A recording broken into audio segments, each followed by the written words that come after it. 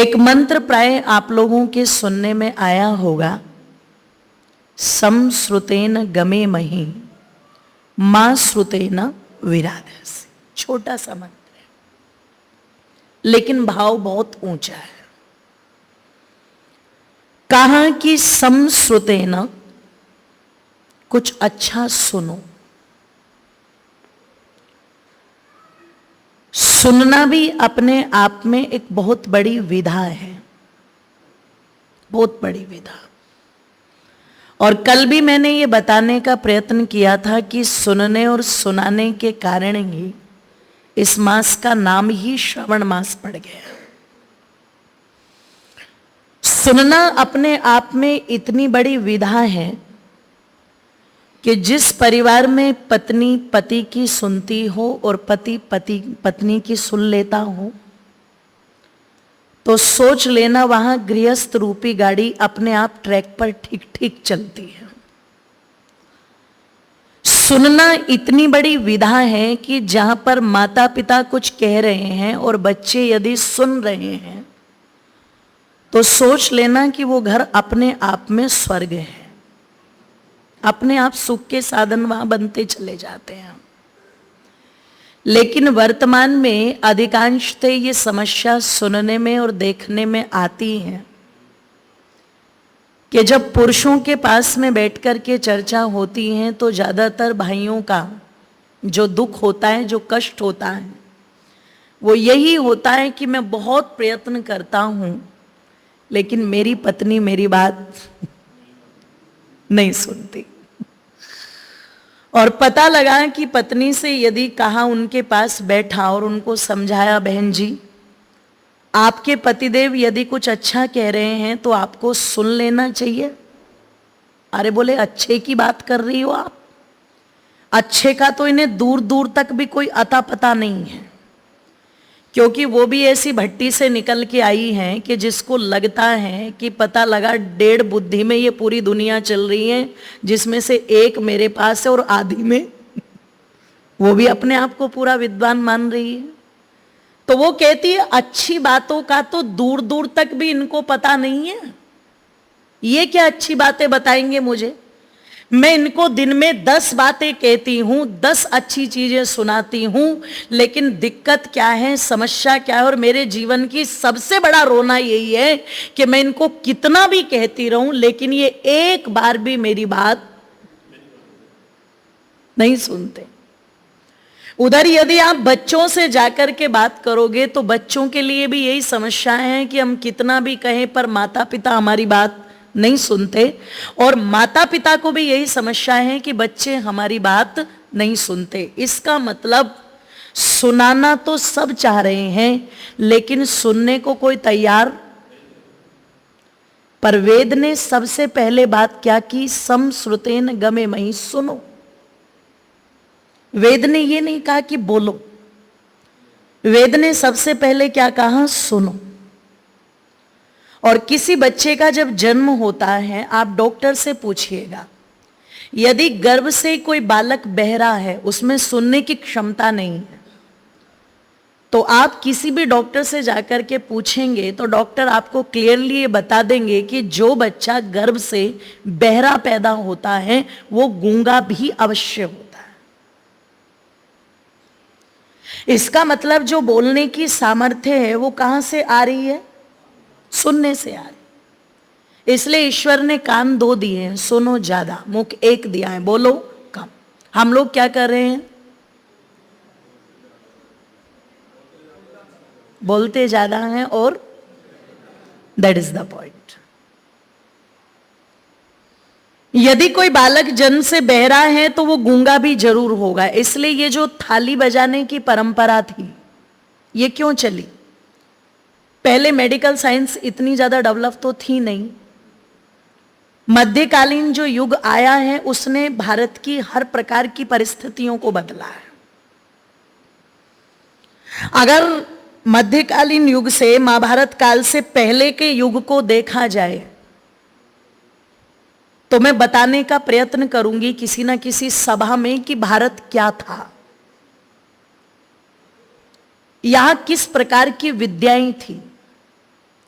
आज दुनिया के लोग यदि ये कहते हैं कि भारत में अंग्रेज यदि ना आते तो इन्हें टेक्नोलॉजी का क्या पता लगता, लेकिन ये जानना चाहिए कि जो उनके यहां पर टेक्नोलॉजी आई उसका स्रोत कौन था। आज जो मेडिकल साइंस इतनी डेवलप है, अगर इस मेडिकल साइंस को भी फैलाने की जड़ें कहीं से जुड़ी हुई मिलेगी तो वो कहां से जुड़ी हुई मिलेगी। ये सारे के सारे विषय चर्चा करने के हैं, क्योंकि इन विषयों को दबाया गया और इतना दबाया गया कि आज आप जाकर के विद्यालय में भी यदि अपने बच्चों की किताबें देखेंगे तो वहां पर जब अट्रैक्शन पावर के सिद्धांत को समझाया जाता है, गुरुत्वाकर्षण की थ्योरी को समझाया जाता है, तो वहां पर नाम किसका आता है? न्यूटन का। और जब आपके बच्चे किताबों में पढ़ रहे हैं कि अट्रैक्शन के सिद्धांत को न्यूटन ने दिया, तो वो कभी भी नहीं जान पाएंगे कि न्यूटन के खानदान का भी जब नामो निशान नहीं था। आज से पता लगा हजारों वर्ष पहले जो हमारे ऋषियों ने ये दर्शन दिए, महर्षि पतंजलि ने जो योग दर्शन दिया, उसमें एक नहीं अनेक सूत्र इस बात की पुष्टि कर रहे हैं कि कोई भी वस्तु जब ऊपर की तरफ आकाश में फेंकी जाती है तो पृथ्वी उसे अपनी तरफ खींच लेती है, क्योंकि पृथ्वी में वो आकर्षण की शक्ति है। अब बच्चों को पता ही नहीं है। आपने तो उनको बचपन में बता दिया ना, दूध पी ले वरना बाबा जी ले जाएंगे कान काटने वाले। तो उन्हें लगता है कि लाल कपड़े जो पहन के घूम रहे हैं ये तो कान काटने वाले हैं,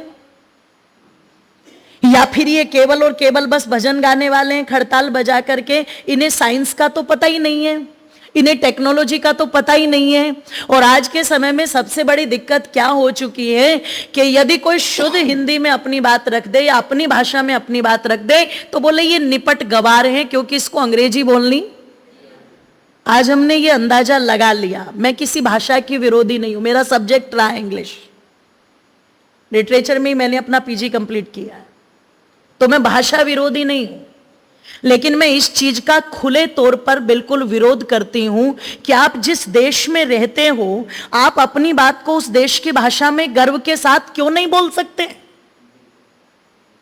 आप दूसरी भाषा बोलिए, यदि हम लोग बाहर जाएंगे तो निश्चित हमें उस भाषा का सहारा लेना पड़ेगा और हम उस भाषा का भी सम्मान करते हैं, लेकिन हमारी जो भाषा है वो तो मातृभाषा है ना, और मातृभाषा का सम्मान तो सबसे ऊपर होना चाहिए कि नहीं होना चाहिए? सबसे ऊपर होना चाहिए। तो बच्चों को लगता है अगर ये अंग्रेजी नहीं जानते हैं तो इसका मतलब ये हमारी कैटेगरी से तो बिल्कुल आउट है, इन्हें कुछ आता ही जाता ही नहीं है। उन्होंने तो उसको बिल्कुल आदिवासी की कैटेगरी पे रख लिया एकदम, बिल्कुल, है ना, इनको कुछ नहीं आता। कई बार बच्चों को माता पिता पर शर्म आने लगती है, इसलिए कई बार माता पिता जब स्कूल में जाते हैं और माँ साधारण तरीके से कोई बात बोलती है तो बच्चे घर आकर के माता पिता को उल्टा टॉर्चर करते हैं, तुमने हमारी इंसल्ट करा दी। जानते हो कितना गिल्टी फील करना पड़ा मुझे। तो ये जो थॉट प्रोसेस यूथ का बन गया, ये ऑटोमेटिक नहीं बना है, इसको बनाया गया है। इसको बनाया गया है जो एक वातावरण अपने देश का, अपनी संस्कृति का, अपने ऋषियों का, अपने महापुरुषों का उनके सामने रखना चाहिए था ताकि वो उनको आदर्श के रूप में देख सकते, तो वो रख ही नहीं पाए। ना माता पिता रख पाए और ना विद्यालय में बैठे हुए, जोर से बोलो, अध्यापक रख पाए। और उनकी किताबों में तो वो अध्याय है ही नहीं जहां पर जाकर के वो इन चीजों को जान सके, उन्हें पता ही नहीं है। तो आज का यूथ समझता है कि जितनी भी चीजें चल करके आई वो सब बाहर से चल करके आई। तो इस विषय पर मैं चर्चा करूंगी कि बाहर से चल करके चीजें आई या यहां से चल करके चीजें बाहर गई और बाहर वालों ने उसको कॉपी पेस्ट करके और तब उन चीजों को वापस थोप दिया पूरी दुनिया के ऊपर। तो ये तो एक बहुत बड़ा षड्यंत्र है। तो निवेदन कर रही थी, जो मध्यकालीन युग आया है उस मध्यकालीन युग में सब व्यवस्थाएं बिगड़ी हैं, और जब सब व्यवस्थाएं बिगड़ी हैं तो सबके साथ साथ कहीं ना कहीं ये चीज भी बहुत स्तर तक बिगड़ी है कि अर्थों के, जोर से बोलो, अनर्थ किए गए हैं।